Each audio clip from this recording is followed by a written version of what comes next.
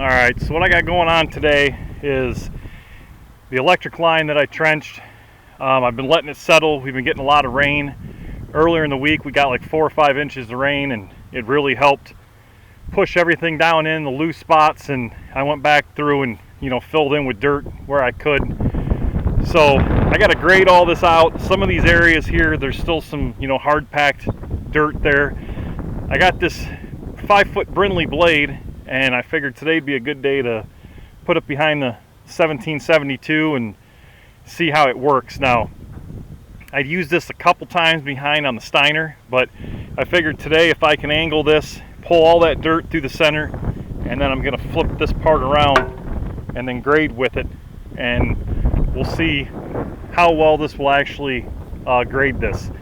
Luckily my neighbor was nice enough to give me some extra dirt, and he gave me some good stuff too. This is some real sandy soil that I threw on top of here in all the low spots, so this should be a lot easier to grade than clay fist balls. So we'll see how it does.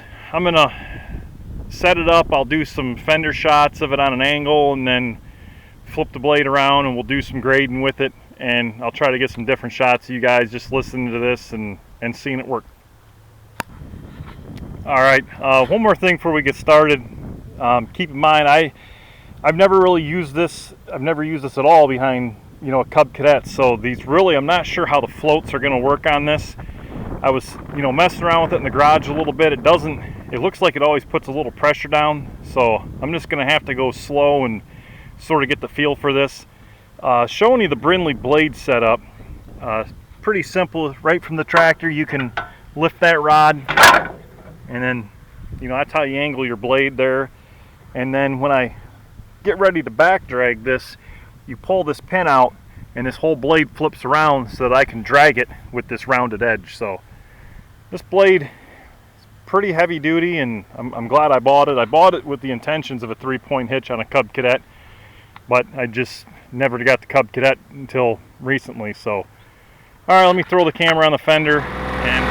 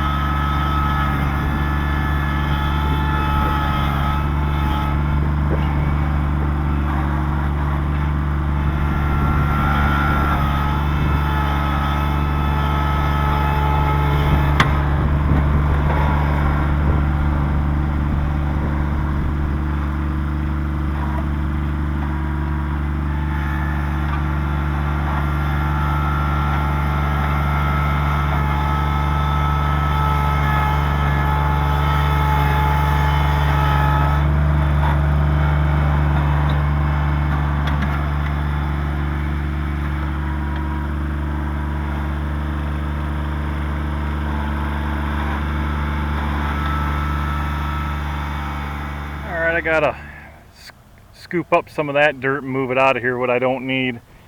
I'll just try to rake this out a little bit. This is a pain.